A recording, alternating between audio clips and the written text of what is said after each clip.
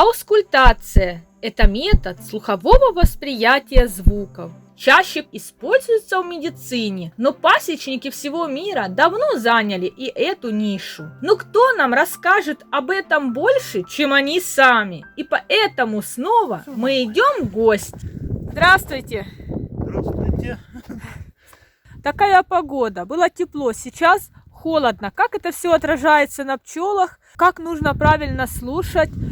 Что нужно знать молодому пасечнику? Сегодня 6 февраля.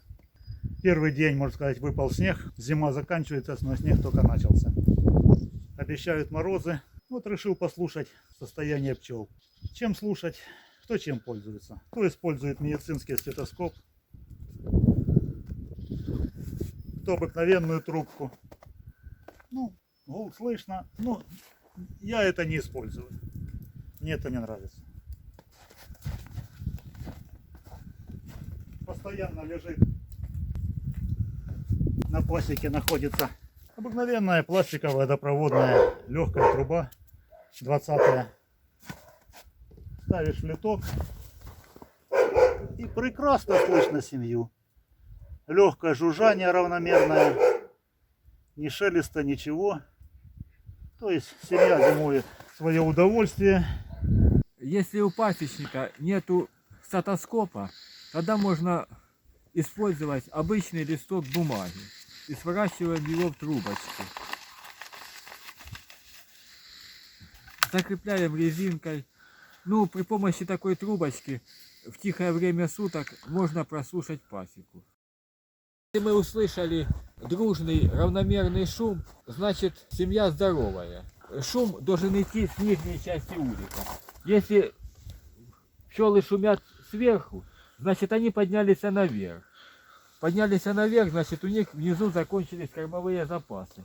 Поэтому такой улик нужно открыть и положить сверху рамку, полномедную рамку.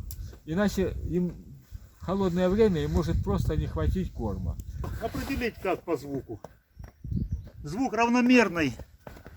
Если еле тихо сидят, шорох, жужжание еле слышное, это нормально. Громко шумят, смотреть надо. То ли жарко, то ли мышь залезла, то ли сырость. В этих ульях сырости практически не может быть. Если же шумят с надрывом, звук издают такой, как бумага или листья шуршат, это 100%. Открывайте, смотрите, явно не голодные. Потому что грызут вощину, треск стоит. И не важно, какой у тебя инструмент, будь то стетоскоп, профтруба или просто свернутый лист бумаги.